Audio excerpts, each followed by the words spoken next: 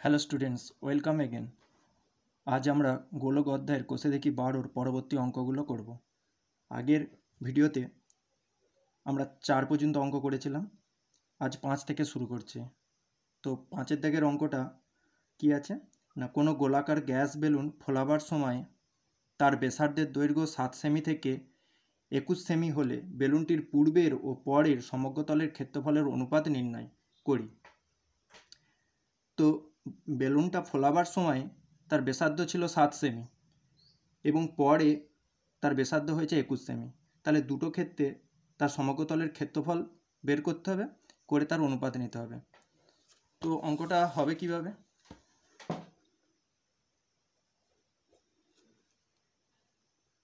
বেলুনটির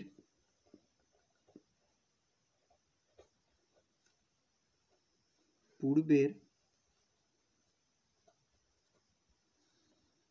ব্যাসার্ধ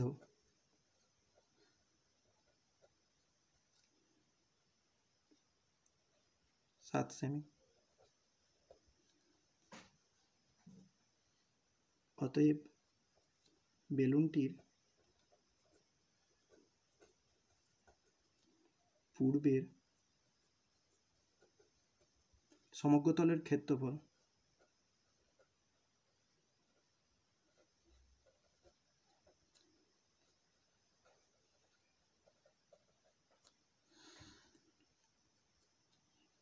four pi 7 square বর্গ semi. বেলুনটির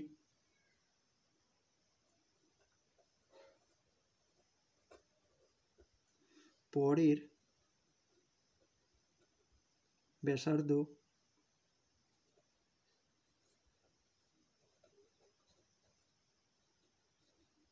21 semi,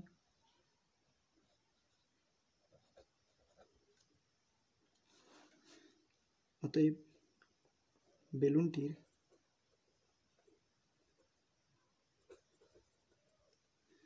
পরের সমগ্রতলের ক্ষেত্রফল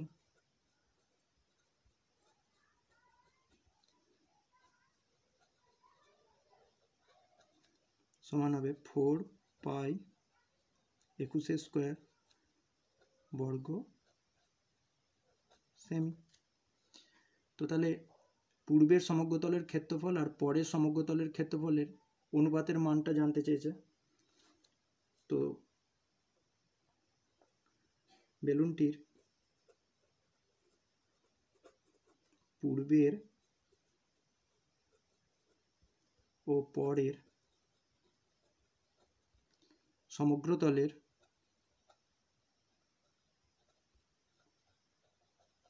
ক্ষেত্রফলের অনুপাত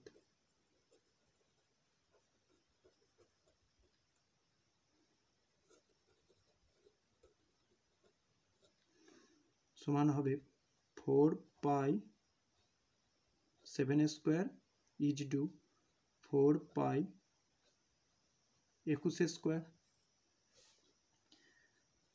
তো 4 পাই ক্যান্সেল হয়ে যাবে, এখানে 7 গুণিত 7 ইজ টু 21 গুণিত 21, তো সমান 7 7 করে ক্যান্সেল হলে এখানে 1 ইজ টু এখানে 3 গুণিত 3, তো 1 ইজ টু 9। এটা প্রথম প্রশ্নের অ্যান্সার।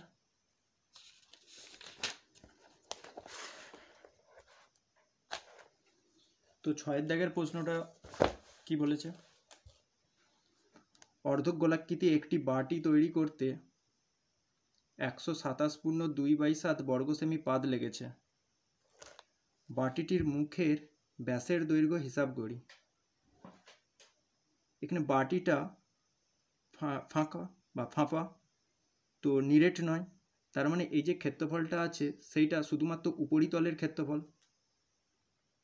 তো সেই জন্যে অর্ধবৃত্তাকার যে বাটিটা আছে তার উপরিতলের ক্ষেত্রফল বা বক্ষতলের ক্ষেত্রফলটাই কনসিডার করতে হবে।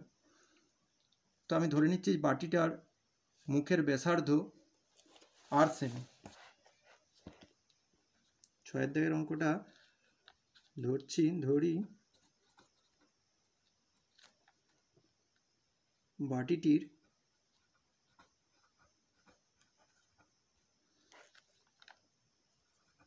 মুখের ব্যাসার্ধ সমান আর সেমি। সুতরাং বাটিটির উপরিতলের ক্ষেত্রফল, বাটিটির উপরিতল মানে এখানে শুধু বক্রতলটাই কনসিডার হবে, বক্রতলটির ক্ষেত্রফল সমান 2 পাই r² বর্গ সেমি,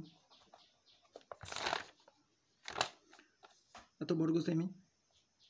প্রশ্নানুসারে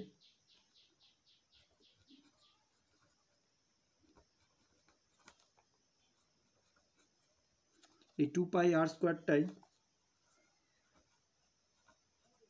সমান হবে 127 পূর্ণ 2/7।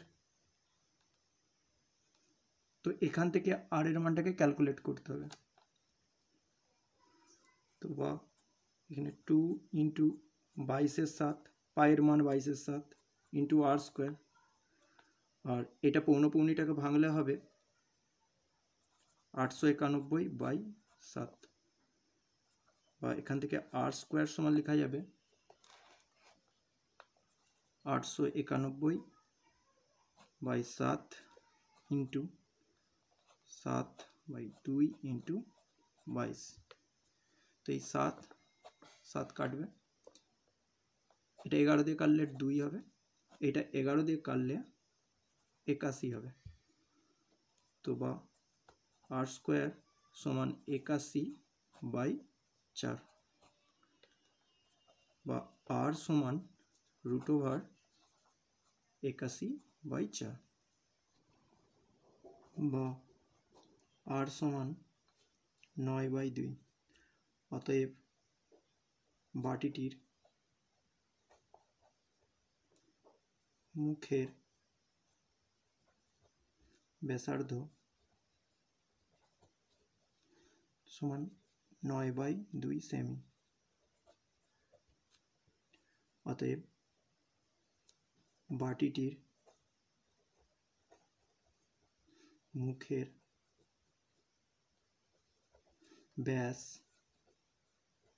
ব্যাসার্ধকে 2 দিয়ে গুণ করতে হবে, 9/2 সেমি সমান 9 সেমি। তো এটা 6 দাগের অঙ্কটা কমপ্লিট। এবার 7 দাগের অঙ্কটা করব। 7 দাগের অঙ্কটা বলেছে একটি নিরেট লোহার গোলার ব্যাসার্ধের দৈর্ঘ্য 2.1 সেমি। ওই গোলাটিতে কত ঘন সেমি লোহা আছে তা হিসাব করে লিখি এবং ওই লোহার গোলার বক্ষতলের ক্ষেত্রফল নির্ণয় করি। লোহাটাতে কত ঘন সেমি লোহা আছে, গোলাটিতে কত ঘন সেমি লোহা আছে, তার মানে আমাকে গোলাটার আয়তন বের করতে হবে। আর এখানে দিয়ে আছে ব্যাসার্ধ দিয়ে আছে, গোলাটাতে কতটা লোহা আছে সেইটা বের করতে বলেছে, মানে গোলাটার আয়তনটা বের করতে হবে। তো গোলাটির ব্যাসার্ধ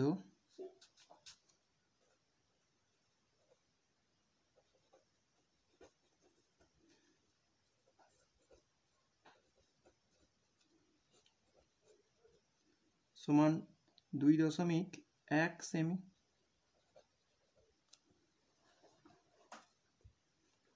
অতএব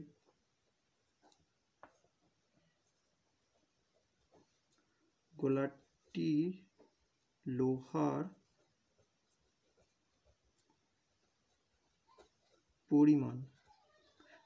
লোহার পরিমাণ সমান গোলাটির আয়তন।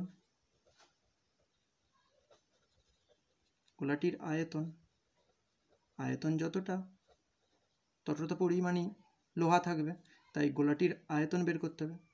আয়তন নির্ণয়ের সূত্র হচ্ছে 4/3 পাই r³ ঘন সেমি, আয়তনের একক ঘন সেমি। তো মানগুলো বসাচ্ছি 4-এর 3, পায়ের মান 22-এর 7, আর আরের মান 2.1, তার হোল কিউব ঘন সেমি। তো সমান 4/3 22-এর 7 ইন্টু 21/10 21/10 এত ঘন সেমি। তো এখানে 7 আর কাটাকাটি করব না,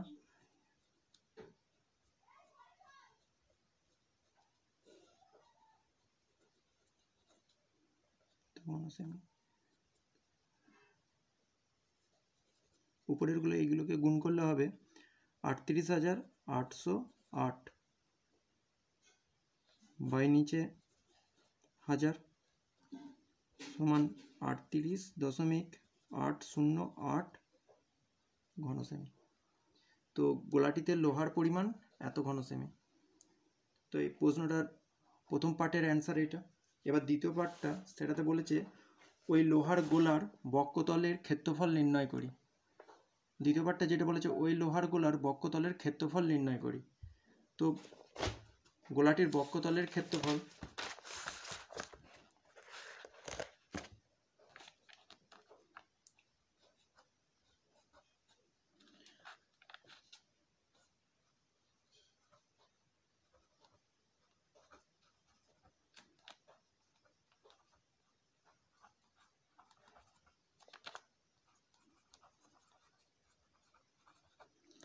গোলাটির বক্ষতলের ক্ষেত্রফল সমান 4πr² বর্গ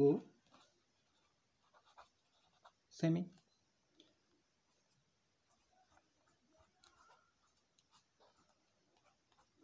আর এর মান 2.1 এত বর্গ সেমি সমান 4 ইন্টু 22-এর 7 21/10 এই দশমিক তোলার জন্য 10 হয়েছে বর্গ সেমি। 7 দিয়ে কাটলে এটা 3। তো আর কাটাকাটি করব না, উপরেরগুলো গুণ করব। 4 গুণিত 22 গুণিত 3 গুণিত 21, নিচে 10গুলোকে রেখে দেবো, তাহলে 10.100 এত বর্গ সেমি। তো উপরেরগুলো গুণ করলে যেটা হবে সেটা হচ্ছে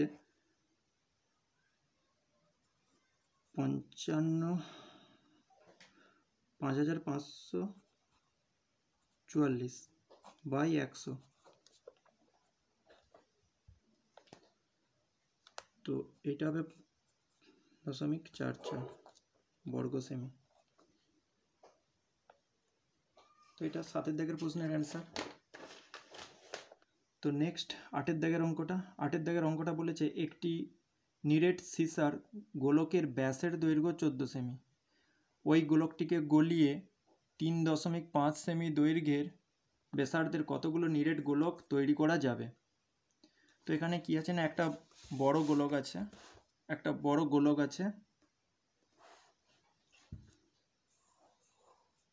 গোলক আছে, যার ব্যাসের দৈর্ঘ্য বলে দিয়েছে 14 সেমি। ব্যাসের দৈর্ঘ্য এখান থেকে এতটা, ব্যাসের দৈর্ঘ্য 14 সেমি। এবার এইটাকে গলিয়ে ছোট ছোট গোলক বানানো হচ্ছে। তো সেই ছোট ছোট গোলকগুলোর ব্যাসার্ধ 3.5 সেমি করে। ছোট ছোট এই যে গোলক তৈরি হয়েছে তাদের ব্যাসার্ধ 3.5 সেমি করে। তো এইরকম ছোট ছোট কতগুলো গোলক বানানো যাবে সেটাই আমাকে হিসাব করতে বলেছে। তো এখানে ছোট ছোট যতগুলো গোলক বানানো যাবে তাদের মোট যে আয়তনটা সেইটা বড় গোলকটার আয়তনের সমান হবে। তো আমি ধরে নেব যে এক্সট্রা ছোট ছোট গোলক বানানো যাবে, তো এক্সট্রা গোলকের মোট আয়তনটাই বড় গোলকটার আয়তনের সমান হবে। তো এইভাবে অঙ্কটা করব। ধরি এক্সটি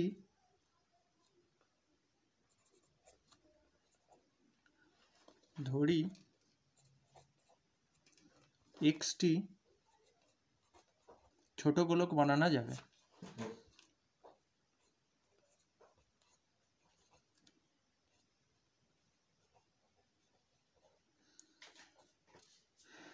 বা তৈরি করা যাবে।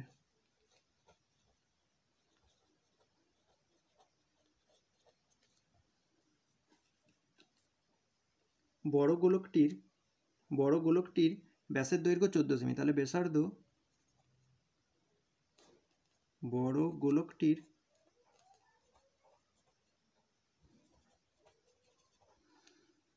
ব্যাসার্ধ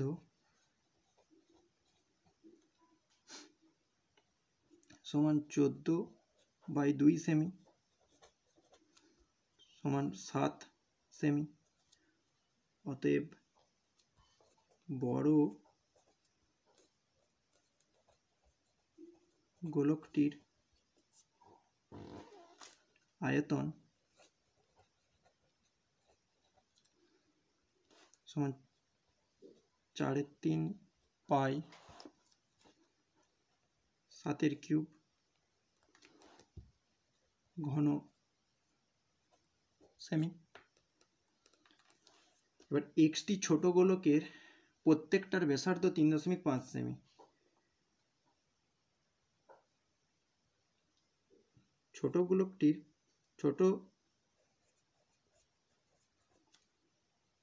গোলকগুলির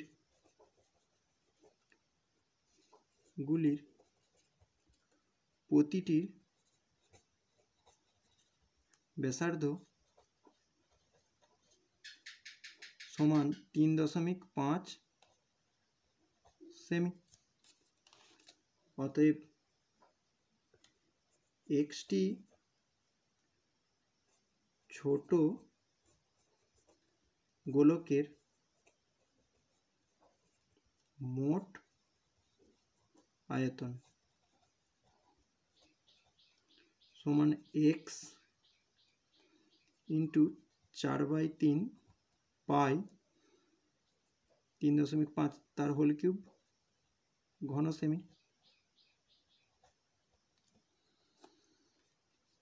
তো এই ছোট গোলকগুলোর মোট আয়তনটাই বড় গোলকটার আয়তনের সমান হবে, তাই শর্তানুসারে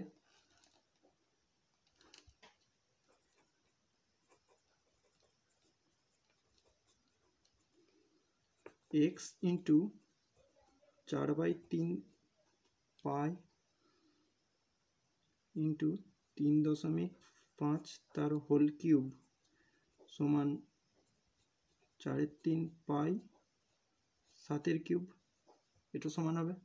তো বাম পক্ষ এবং ডান পক্ষ থেকে 4/3 পাই 4/3 পাই এটাকে ক্যান্সেল করছি, বা তাহলে x ইন্টু 3.5 তার হোল কিউব সমান 7³ বা x সমান 7 গুণিত 7 গুণিত 7 বাই 3.5 গুণিত 3.5 গুণিত 3.5 এটা তোলায় আসবে সমান 7 গুণিত 7 উপরে 10 10 10 নিচে 35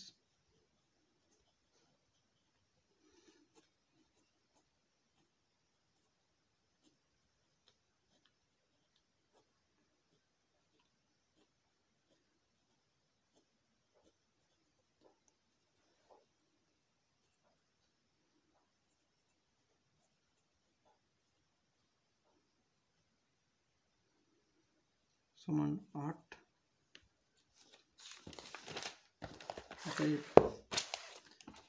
অ্যান্সার হবে অতএব 8টি ছোট গোলক তৈরি করা যাবে।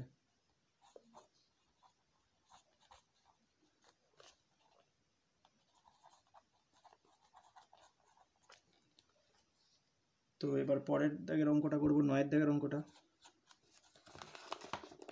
9 দাগের অঙ্কটা বলেছে 3 সেমি, 4 সেমি, 5 সেমি দৈর্ঘ্যের ব্যাসার্ধের 3টি নিরেট তামার গোলক গলিয়ে একটি নিরেট বড় গোলক তৈরি করা হলো। বড় গোলকটির ব্যাসার্ধের দৈর্ঘ্য হিসাব করতে বলেছে। 3টে ছোট ছোট গোলক তাদেরকে মিশিয়ে একটা বড় গোলক বানানো হয়েছে। যে বড় গোলকটা তৈরি হয়েছে তার ব্যাসার্ধের দৈর্ঘ্য হিসাব করতে বলেছে।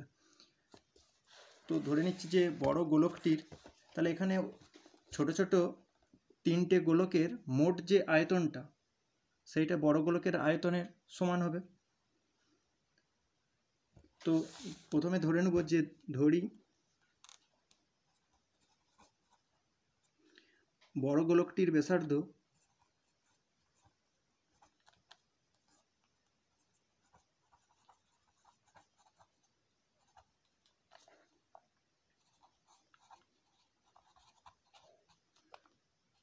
ক্যাপিটাল আর সেমি,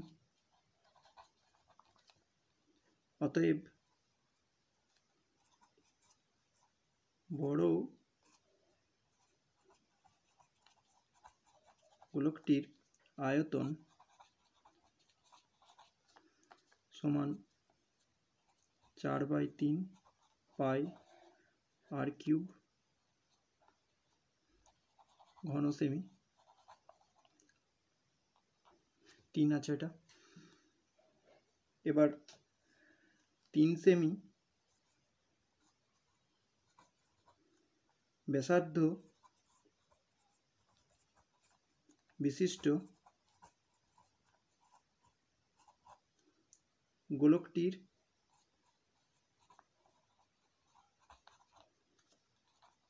আয়তন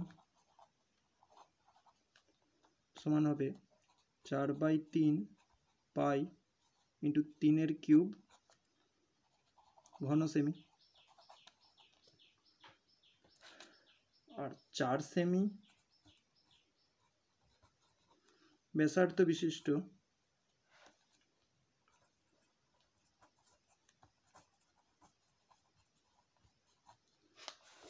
গোলকটির আয়তন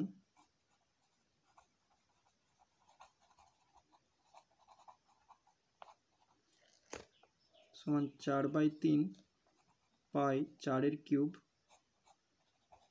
ঘন সেমি। এবং 5 সেমি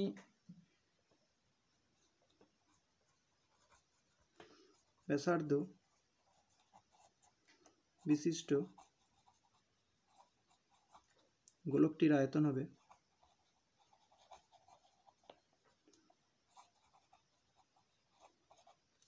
সমান 4/3 পাই 5 কিউব ঘন সেমি।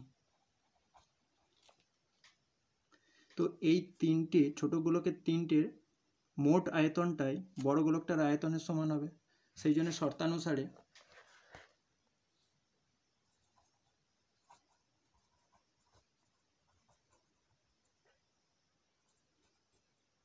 সাড়ে 3 পাই আর কিউব, এই ছোট গোলকগুলো দিয়েই বড় গোলকটাকে বানানো হয়েছে। তো ছোট গোলক তিনটের যে মোট আয়তনটা সেটা বড় গোলকের আয়তনের সেই জন্য সমান হবে। সেই জন্য শর্তানুসারে এটা সমান করতেছি। সমান 4/3 পাই 3 cube plus 4/3 pi into 4 cube plus 4/3 পাই 5 কিউব। তো এখান থেকে 4/3 পাই আর কিউব সমান 4/3 পাই কমন চলে আসবে।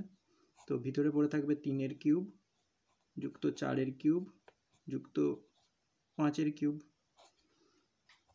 4/3 পাই 4/3 পাই দুদিক থেকে ক্যান্সেল হয়ে যাবে, তাহলে আর কিউব সমান হবে 3 কিউব 4 কিউব আর 5 কিউব করলে 216, বা আর কিউব সমান 6 কিউব, বা আর সমান হবে 6।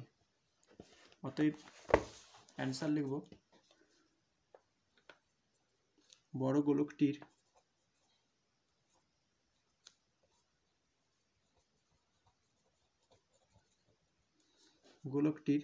ব্যাসার্ধ সমান 6 সেমি। তো এটা 9 দাগের প্রশ্ন। এবার 10 দাগেরটা করব। 10 দাগেরটা বলেছে একটি অর্ধগোলাকৃতি গম্বুজের ভূমিতলের ব্যাসের দৈর্ঘ্য 42 ডেসিমি। গম্বুজটির উপরিতল রং করতে প্রতি বর্গমিটার 35 টাকা হিসাবে কত খরচ পড়বে তা হিসাব করে লিখি।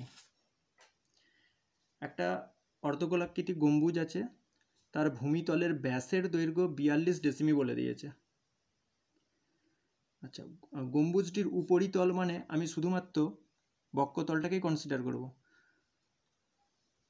আর প্রতি বর্গমিটার 35 টাকা হিসাবে কত খরচ পড়বে রং করতে, উপরিতলটাকে রং করতে। তো উপরিতল বলতে এখানে শুধুমাত্র বক্ষতলের ক্ষেত্রফলটাকেই বের করতে হবে।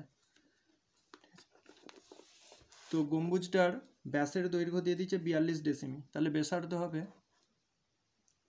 গম্বুজটির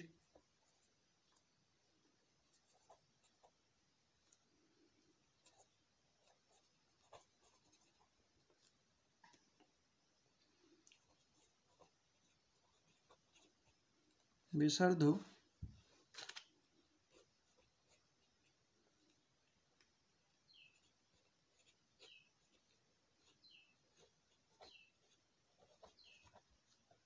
ডেসিমি সমান 21 ডেসিমি।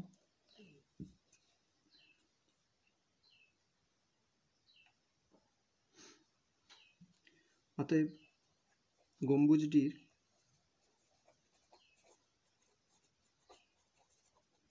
উপরিতলে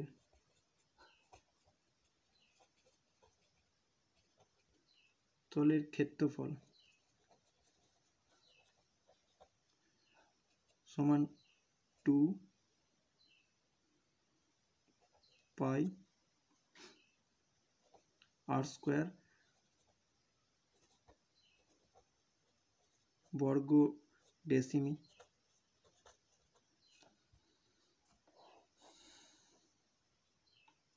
এটা হচ্ছে তো 2। আচ্ছা, এটা অর্ধগোলাকৃতি ছিল, অর্ধগোলাকৃতি। অর্ধগোলাকৃতি গম্বুজটির উপরিতলের ক্ষেত্রফল 2 পাই আর স্কোয়ার বর্গ ডেসিমি, সমান 2 ইন্টু 22/7 ইন্টু আর এর মান হচ্ছে 21 তার হোল স্কোয়ার বর্গ ডেসিমি, সমান 2 ইন্টু 22/7 ইন্টু 21 ইন্টু 21 বর্গ ডেসিমি। তো এটা করলে কত হবে 3।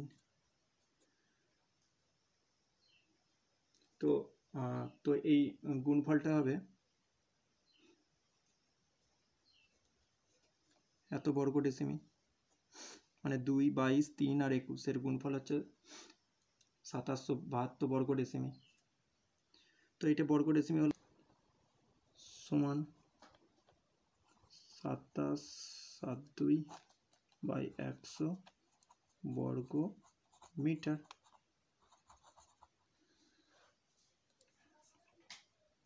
সমান বর্গ ডেসিমি থেকে বর্গ মিটারে আনার জন্য 100 দিয়ে ভাগ করেছি, 27.72 বর্গ মিটার। এবার এখানে বলেছে অঙ্কটায় যে প্রতি বর্গমিটার 35 টাকা হিসাবে উপরিতলটা রং করতে মোট কত খরচা হবে, মানে উপরিতলের 1 বর্গমিটারে রং করতে খরচা হচ্ছে 35 টাকা। তাহলে উপরিতলটা গোটাটাই হচ্ছে 27.72 বর্গমিটার, তাহলে এত বর্গমিটারে মোট কত খরচা হবে। তো সেই জন্যে প্রতি বর্গমিটার, অতএব প্রতি বর্গ মিটার 35 টাকা হিসাবে, মানে 1 বর্গ মিটারে 35 টাকা খরচা হচ্ছে। তো এত বর্গ মিটারে মানে টোটাল যে উপরিতলের ক্ষেত্রফলটা সেইটাতে কত খরচা হবে। তো প্রতি বর্গ মিটার 35 টাকা হিসাবে উপরিতল রং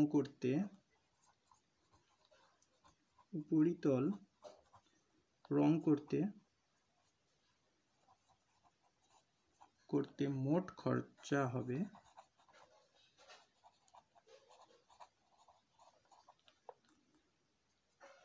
35 গুণিত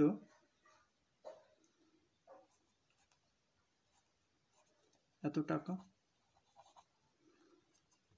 সমান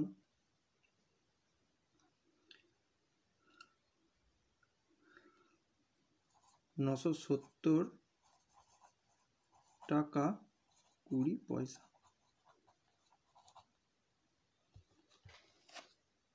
এটা 10-এর দাগের প্রশ্নের অ্যান্সার। তো এবার 11-এর দাগের অঙ্কটা। 11-এর দাগের অঙ্কটা বলেছে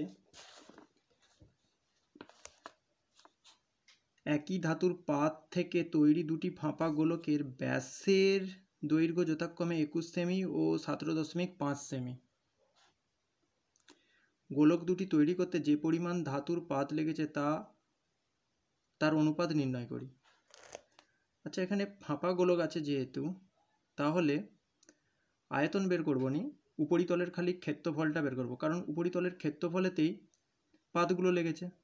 তো সেই জন্য আয়তন বের করা হবে নি, শুধু উপরিতল অর্থাৎ বক্ষতলটার, গোলক দুটির বক্ষতলটার ক্ষেত্রফল বের করা হবে, কারণ ফাঁপা বলে, কারণ পাত শুধু উপরিতলটাতেই আছে, মানে বক্ষতলেই আছে, ভিতরেতে নেই, কারণ ফাঁপা। তো সেই জন্যে প্রথম যে গোলকটা আছে তার ব্যাসের দৈর্ঘ্য 21 সেমি। প্রথম গোলকটির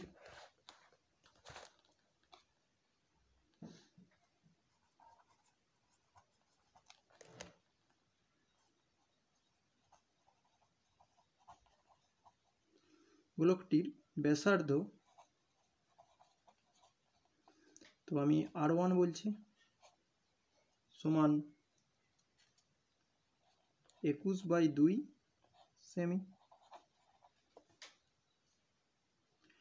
অতএব প্রথম গোলকটির বক্ষতলের ক্ষেত্রফল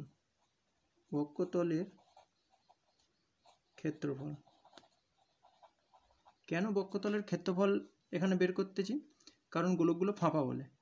যদি নিরেট হতো তাহলে আয়তন বের করতাম, কারণ ভিতরেতে কোনো লোহা নেই, ফাঁপা, শুধু লোহাটা আছে উপরিতলটাতে অর্থাৎ বক্ষতলে, তাই জন্য শুধু বক্ষতলের ক্ষেত্রফল বের করা হচ্ছে।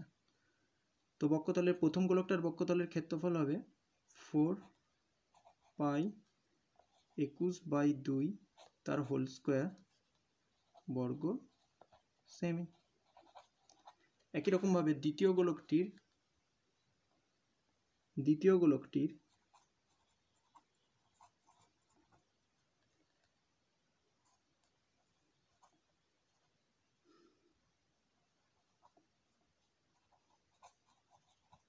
গোলকটির ব্যাসার্ধ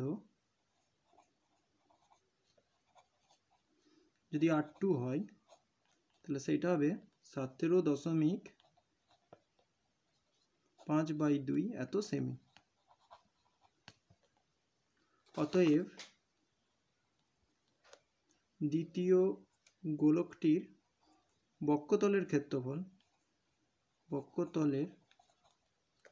ক্ষেত্রফল সমান 4π 17.5/2 তার হোল স্কোয়ার বর্গ সেমি। তো আমাকে প্রথম গোলকটার আর দ্বিতীয় গোলকটার বক্ষতলের ক্ষেত্রফলের অনুপাত নিতে হবে, সেটাই আমার প্রশ্ন।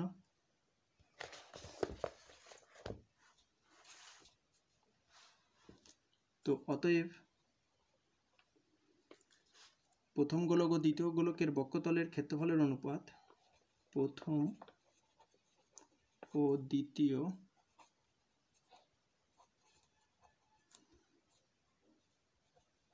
গোলকের বক্ষতলের ক্ষেত্রফলের অনুপাত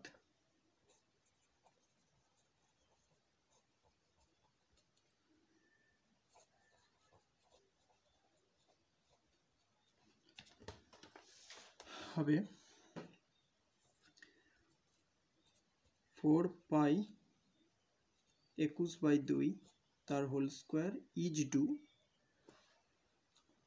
4π বাই 5 তার হোল স্কোয়ার। তো এখান থেকে 4 পাই ক্যান্সেল হয়ে যাবে। তো এটা হবে 21/2 তার হোল স্কোয়ার ইজ টু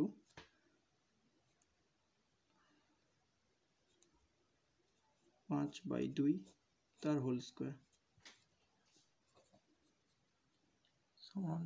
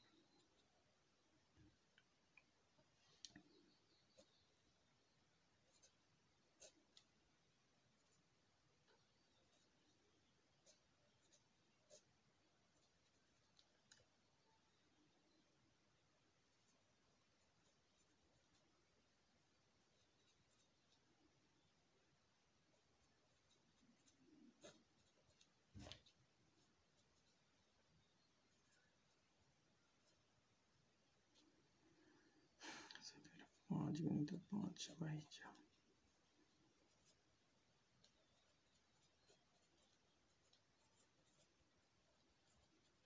এটা হচ্ছে অনুপাতটা। তো অতএব তো লাস্ট অ্যান্সার যেটা হবে, অতএব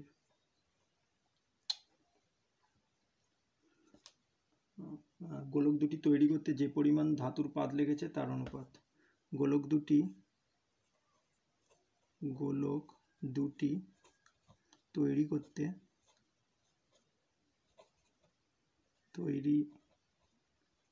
করতে যে পরিমাণ লোহা লেগেছে বা ধাতুর পাত লেগেছে